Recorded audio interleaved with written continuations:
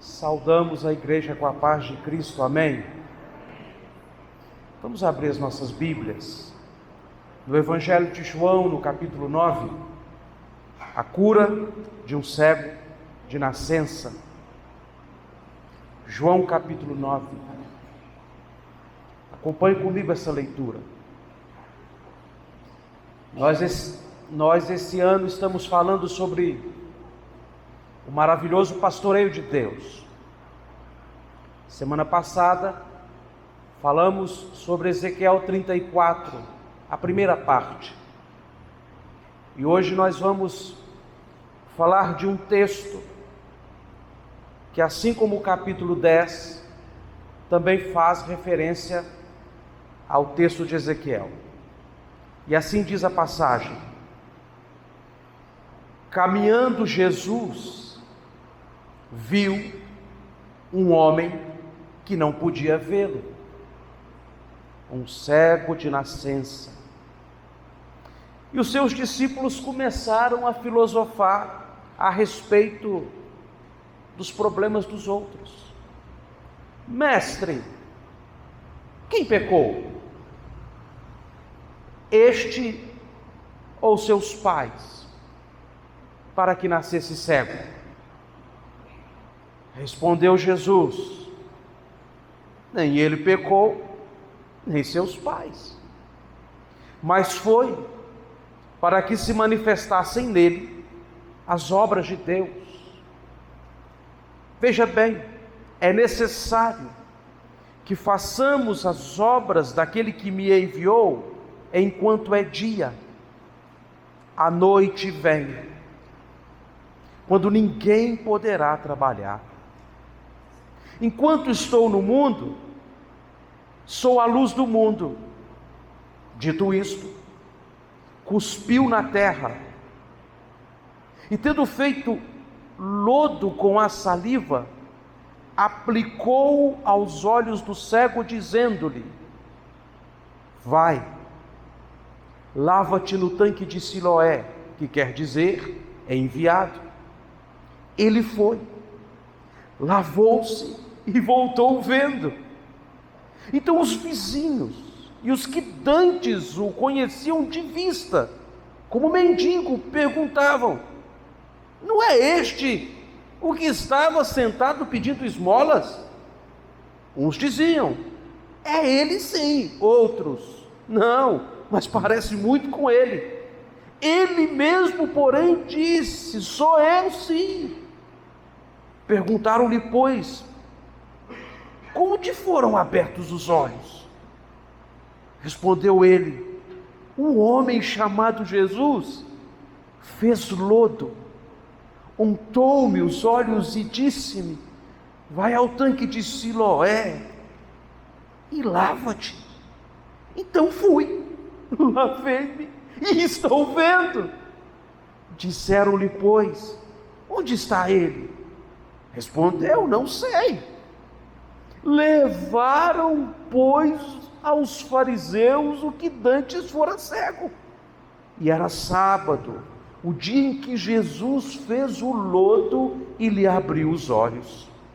Então os fariseus, por sua vez, lhe perguntaram como chegar a ver, ao que lhe respondeu: aplicou o lodo aos meus olhos, lavei-me e estou vendo. Por isso alguns dos fariseus diziam: este homem não é de Deus, porque não guarda o sábado. Diziam outros: como pode um homem pecador fazer esses sinais?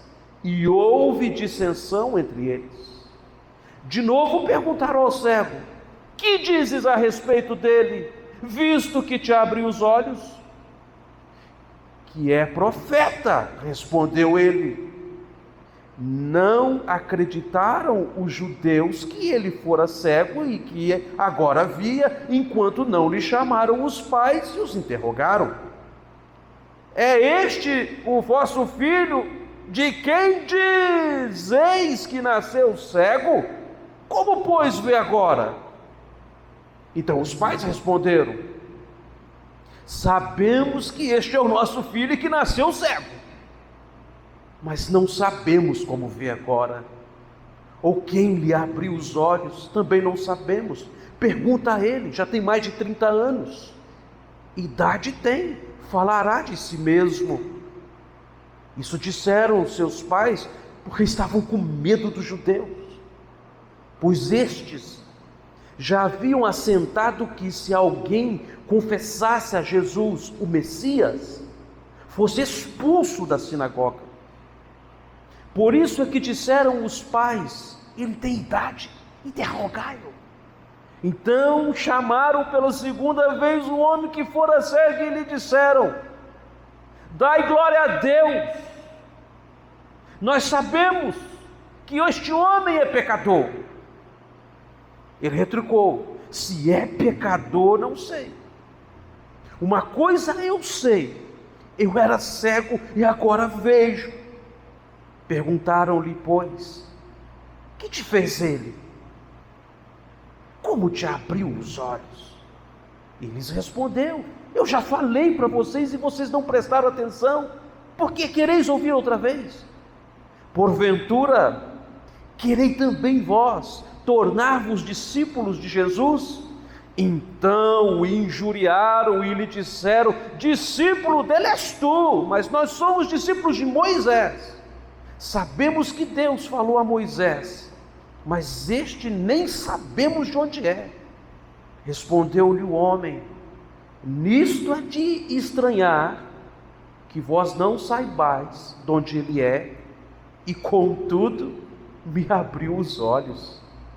Sabemos que Deus não atende a pecadores.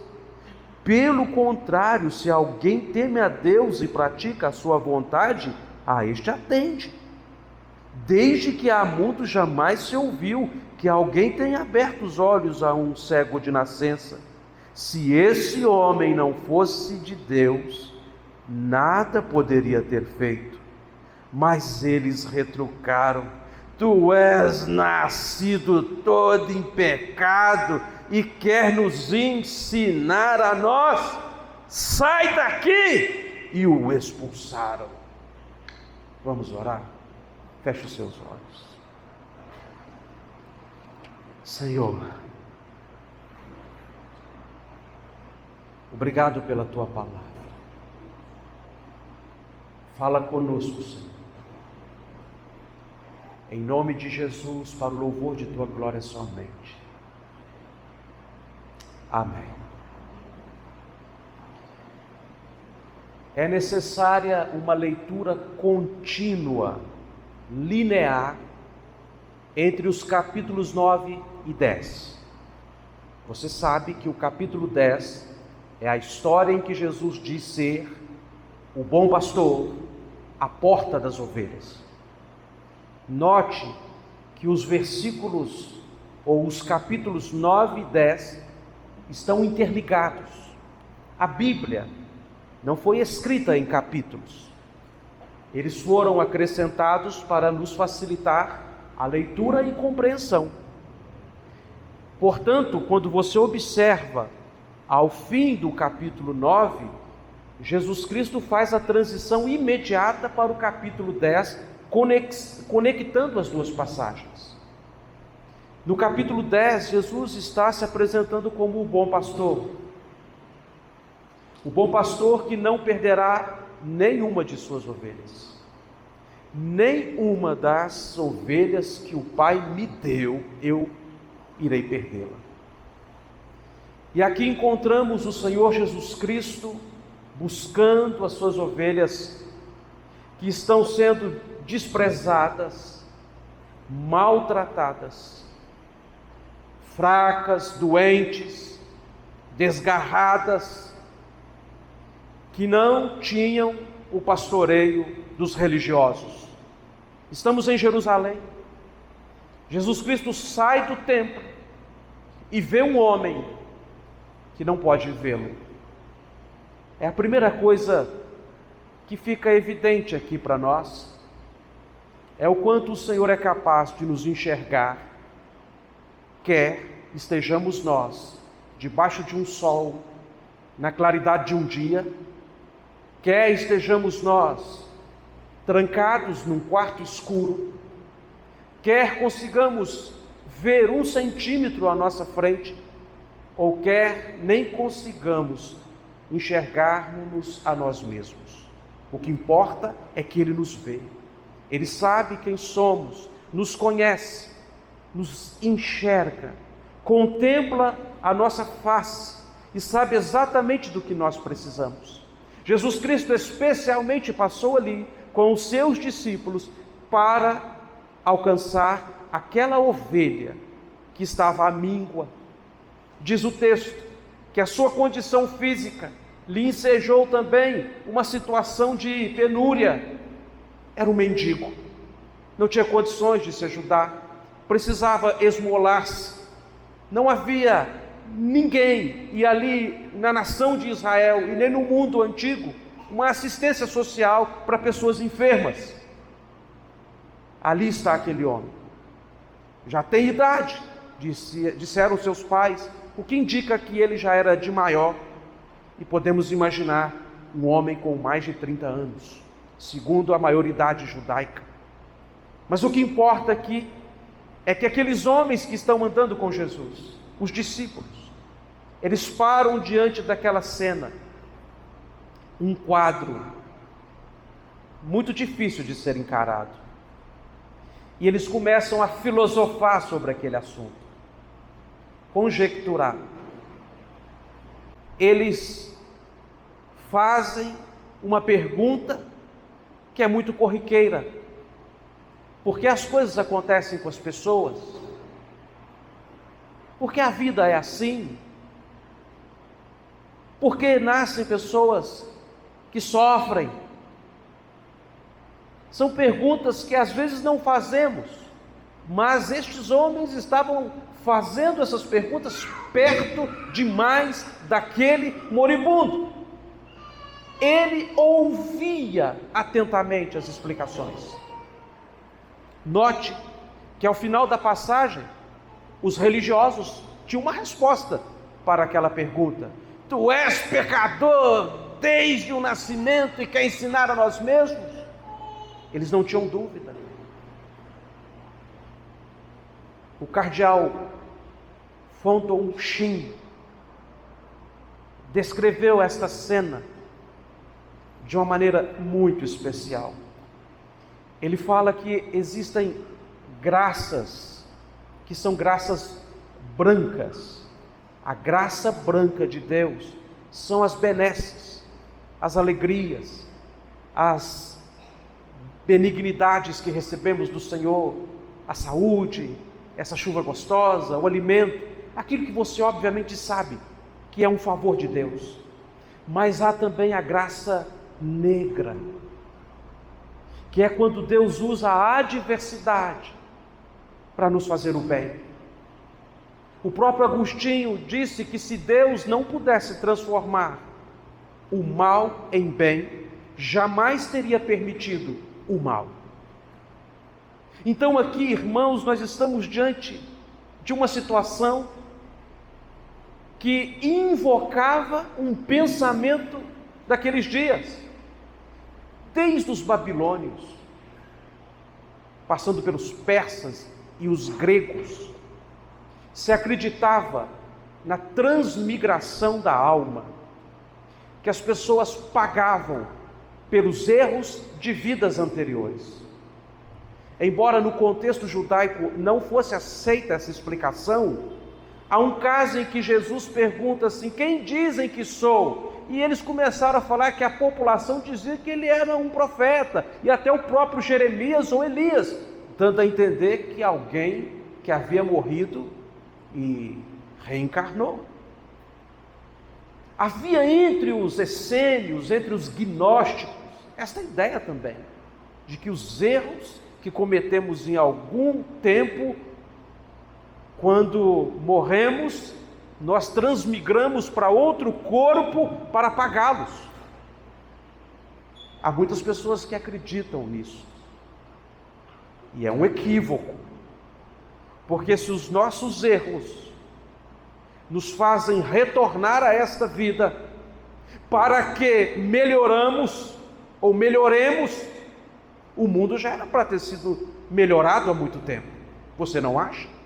Se cada um que morre em pecado volta para expiar os seus próprios pecados e melhorar a sua vida, então nós deveremos estar melhorando. Mas o escritor de Hebreus, no capítulo 9, no verso 27, já resolve bem essa questão e diz que ao homem está destinado o morrer apenas uma única vez, eliminando qualquer possibilidade desse entendimento. E depois, o juízo, diz o escritor aos Hebreus. Havia também a ideia, baseada em uma interpretação muito rígida do Êxodo, capítulo 20, verso 8, de que as maldições dos pais passavam pelos filhos. Isso pode até acontecer, em alguns casos sim, de famílias onde não há conversões, onde pais são entregues aos pecados e os seus filhos nascem num contexto onde aquela família não teme ao Senhor. É óbvio que sim. Isso pode trazer prejuízo em todos os aspectos para aquela família. Mas não é o caso, diz o Senhor Jesus, não é o caso. Os judeus chegavam a acreditar que as crianças podiam pecar no útero de suas mães.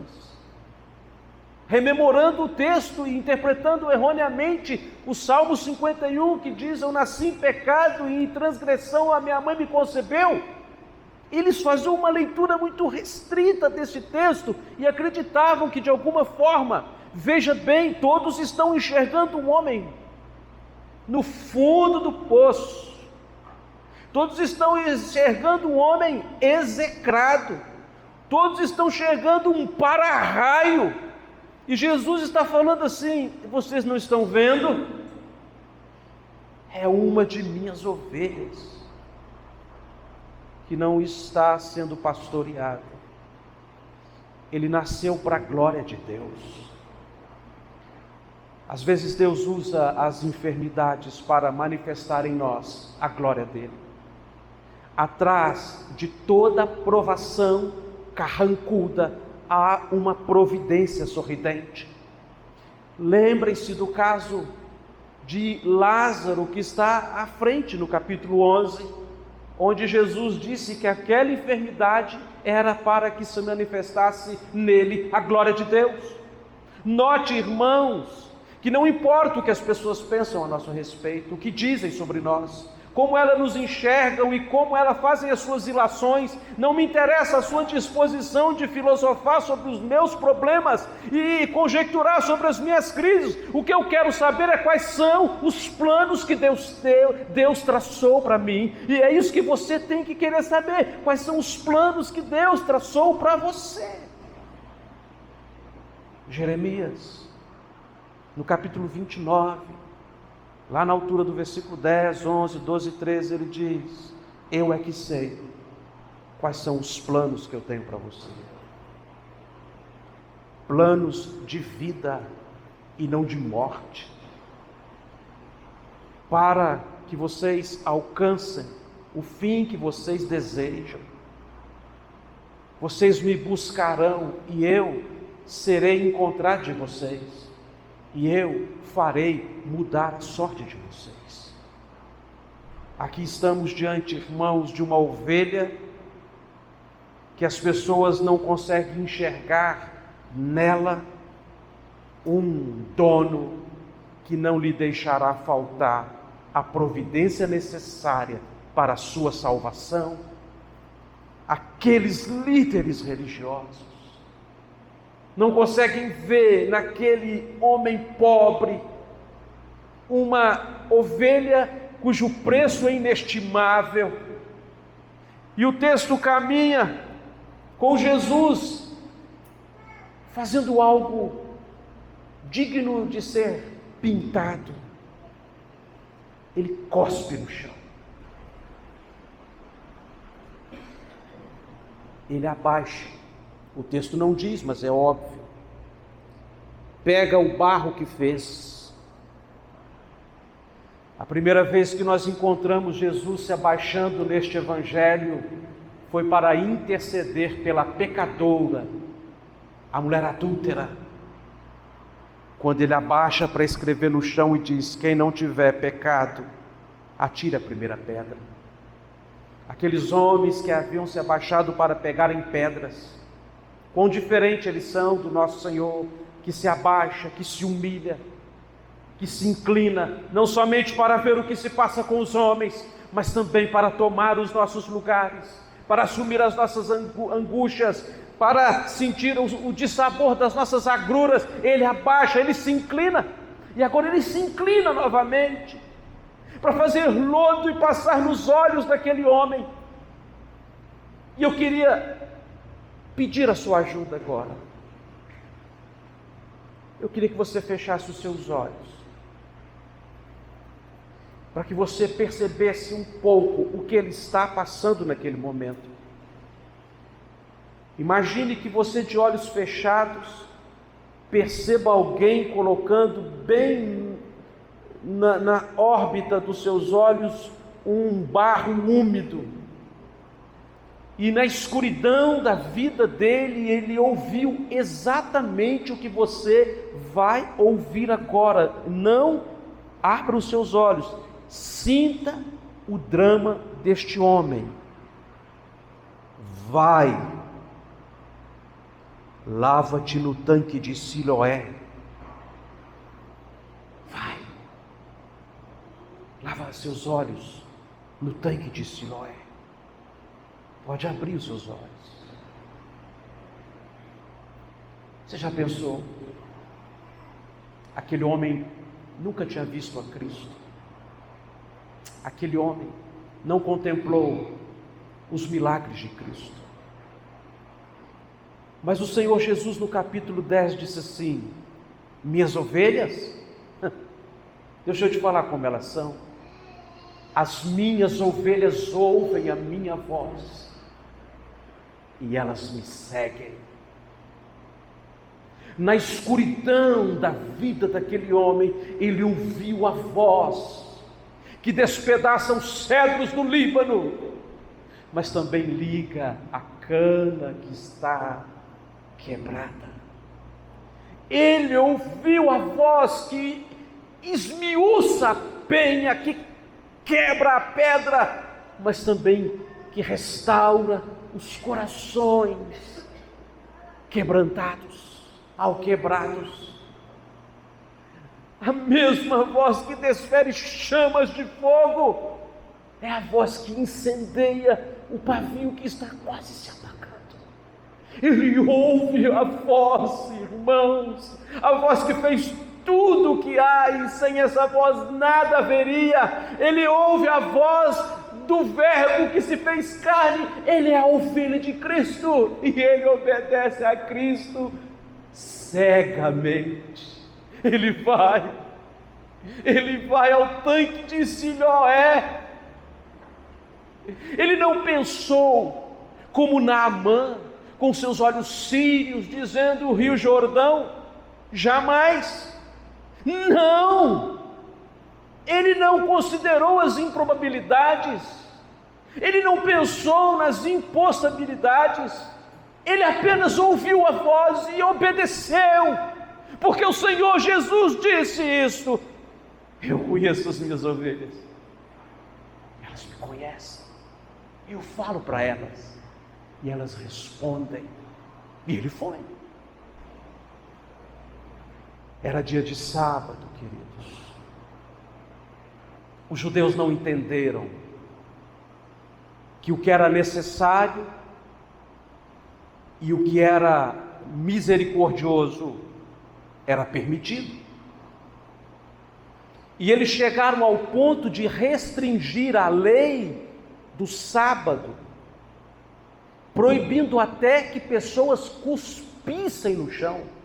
Que isso, pastor? Sim, porque a saliva misturada com a terra faz barro, e fazer barro no dia de sábado era uma obra. Por isso aqueles líderes questionaram: esse homem não pode ser Deus, ele é desobediente. Eles criaram uma religião para eles, eles inventaram uma lei de Moisés para si mesmos, eles se cercaram dos seus modus operantes, eles aprenderam até mesmo a arte de se parecerem santos, e eles estavam contentes com o sistema religioso deles. e veja esse homem. Ele volta vendo, ele enxerga as cores, o mundo se abre diante dele, há uma profusão de vida, há, irmãos, uma vida abundante. É mais ou menos o que vai acontecer conosco, queridos, daqui a uns anos, quando os nossos olhos se abrirem no céu.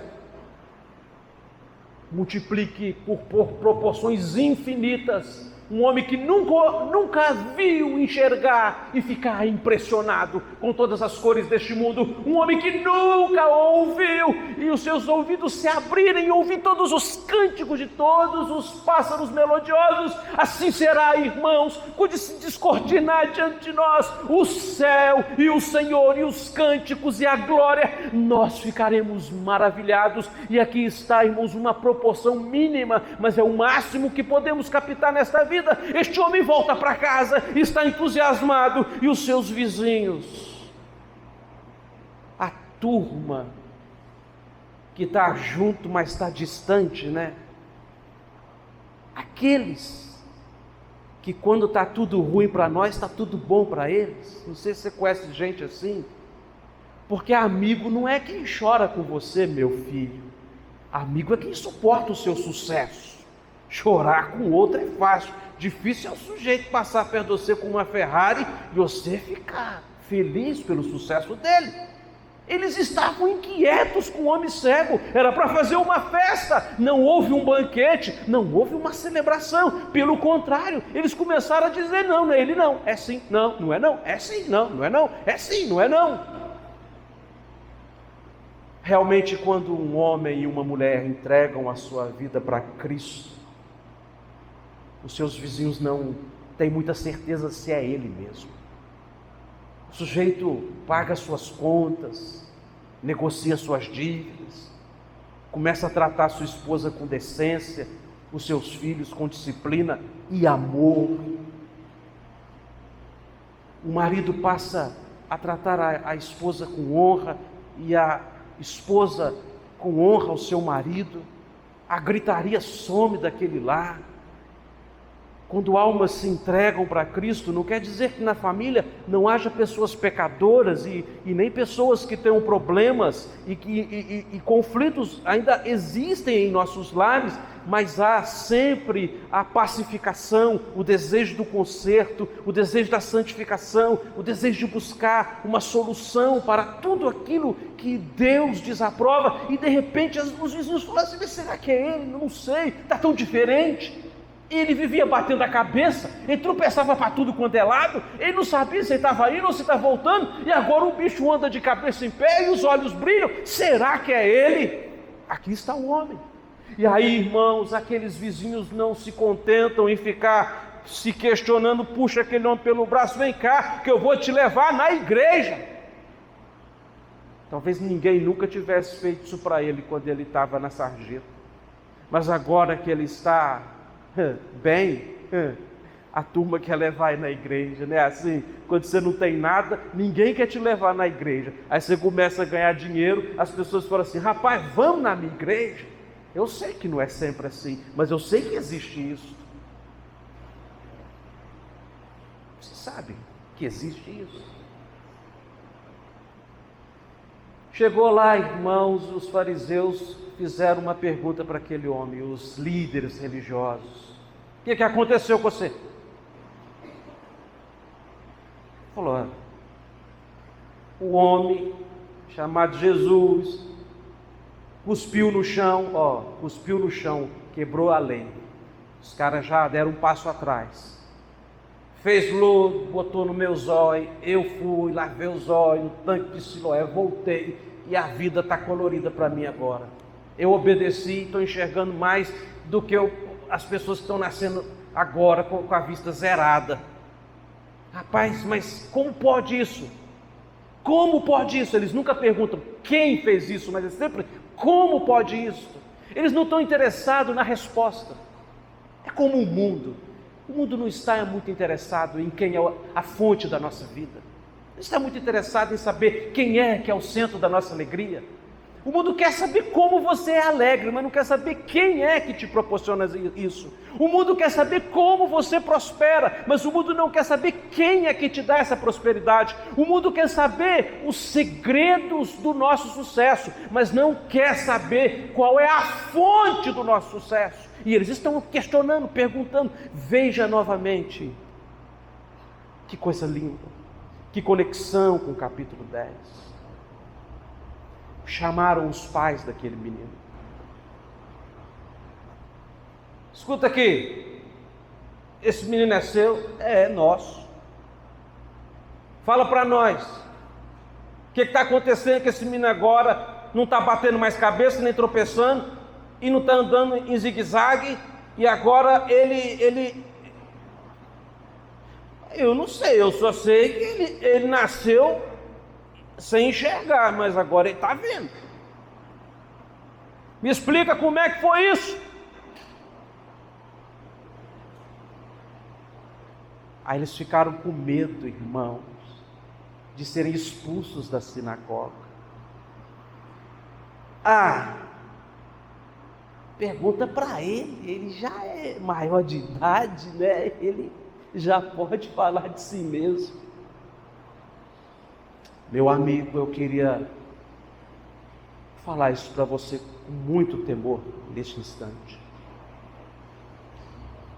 Jesus disse que os mercenários, quando vem se aproximando o lobo, fogem, porque eles não se importam com as ovelhas. Eles estão ali só por obrigação, por um compromisso, por um sustento. E ali está, irmãos, o enquadramento desta cena.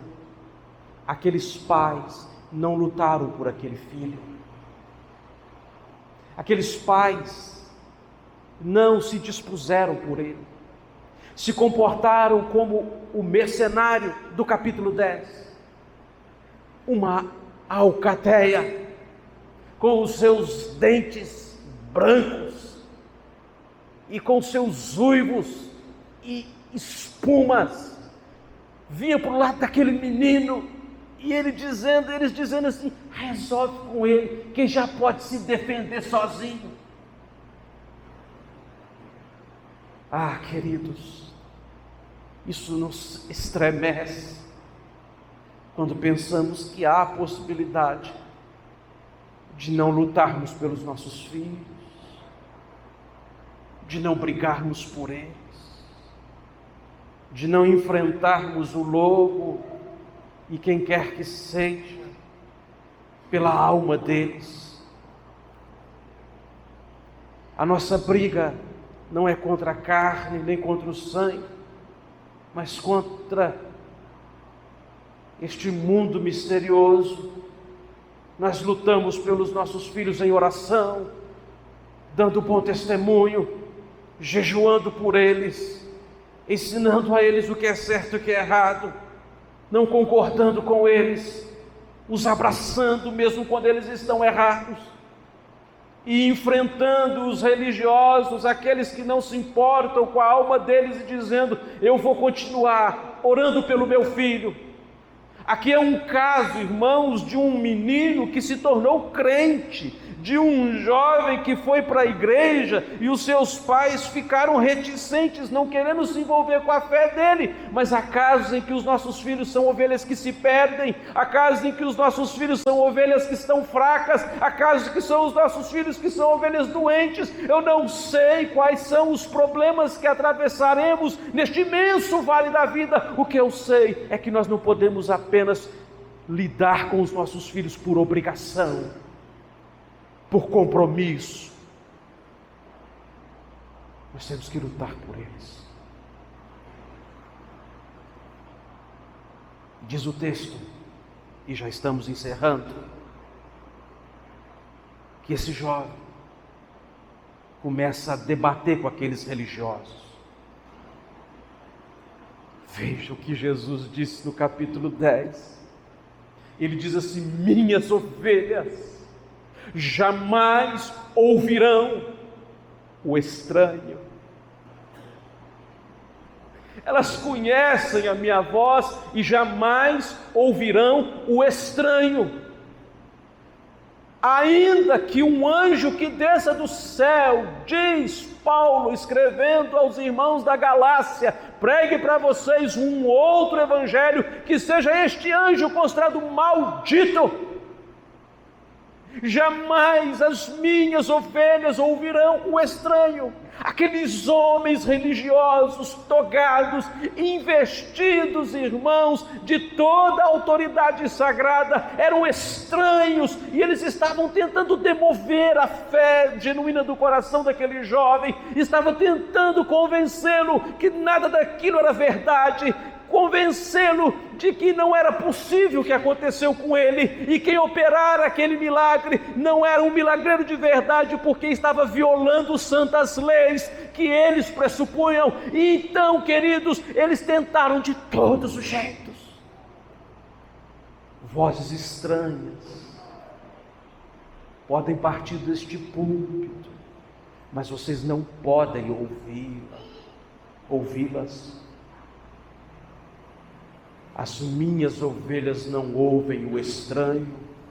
Quantos jovens na faculdade ouvindo vozes estranhas. Quantos jovens no mundo político ouvindo vozes estranhas.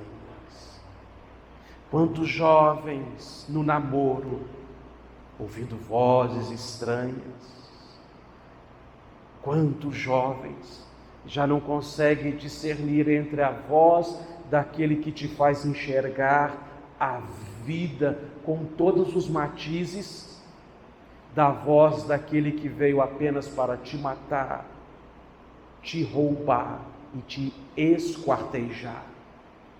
Porque Jesus está dizendo que aqueles que vieram antes dele, esses fariseus religiosos deste texto, ilustram esta fala: aqueles que vieram antes de mim são apenas ladrões e salteadores. A palavra ladrões aqui é muito conhecida nossa, é clepto, de cleptomania, que é um roubo sorrateiro. A filosofia que vai entrando nos nossos corações, as ilusões e as malignidades desta cultura reprovável. Mas também usa a palavra lestes para salteador, e é um arruaceiro, um ladrão que é um latrocinador, um sujeito que mata para levar para casa o que ele quer levar. E ele está dizendo, irmãos, que há uma gradação de pavor que parte deste mundo e de todos os sistemas contra a ovelha de Cristo. Eles vão tentar te convencer pela lábia, mas se não te conseguirem, eles vão te arrastar pelos dentes. Jesus está, irmãos, no capítulo 10, apenas ampliando o que está acontecendo aqui. Mas aquele homem não confunde a voz do seu pastor. Ele conhece Cristo há pouco tempo, mas é a voz mais linda que ele já ouviu.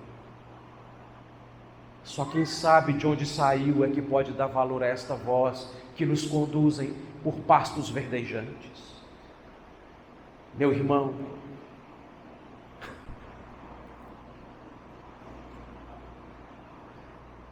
eles expulsaram este homem da sinagoga.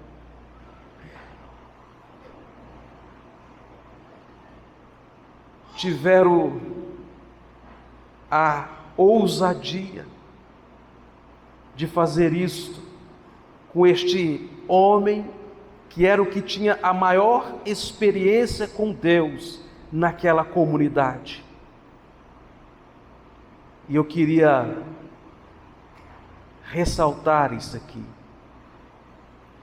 Conclui com esta frase: é lindo comparar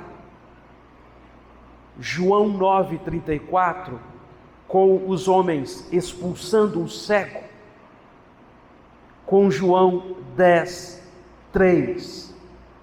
Diz assim: para o pastor verdadeiro, o porteiro abre a porta, as ovelhas ouvem a sua voz, ele chama pelo nome, as suas próprias ovelhas e as conduz para fora. Então o comentarista diz: a expulsão do pobre mendigo pelos fariseus foi, na realidade, o pastor conduzindo-o do deserto árido do judaísmo, do deserto seco da religiosidade, para os pastos verdejantes do cristianismo verdadeiro. Assim, podemos ver o próprio Senhor por trás disso tudo. Um exemplo maravilhoso de como o Senhor muitas vezes emprega situações adversas para nos aproximar do centro da vontade dEle. O mundo nos expulsando destes apriscos de nada, destes currais e redios misturados com lobos, os religiosos nos enquadrando num canto, dizendo que não somos mais deles. O que está acontecendo aqui, irmãos, é que o pastor verdadeiro está indo atrás da sua ovelha, e ele foi no aprisco do judaísmo e chamou apenas o que era sua, e ela veio, e ele está trazendo esta ovelha para uma vida abundante, ao ponto de ao final ele reconhecer que Jesus é Deus. E eu quero fazer essa pergunta para você e para mim: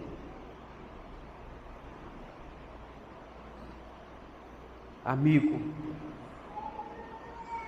você já teve uma experiência com Cristo que te faça ser perseguido por amor a Ele? Amigo, você é capaz de discernir a voz de Jesus Cristo entre muitas vozes? Amigo, você é capaz de abrir mão de toda a zona de conforto por um conforto que transborda no seu coração ao entregar-se totalmente a Cristo? Aquele homem transita da cura física para a cura espiritual, e agora os olhos dele veem o sagrado, veem o Salvador, e ele se prostra aos pés de Jesus e o adora. Jesus Cristo é o nosso bom pastor. Só Ele pode nos arrastar dos guetos, das margens, das sarjetas, das obscuridades, nos tirar das garras dos lobos, dos fundos das cavernas, das covas, dos abraços das serpentes, dos abraços dos ursos. Os abraços da serpente, diz uma serpente que enrolou na pessoa e esmagou. A serpente não tem braço, não, é só uma metáfora.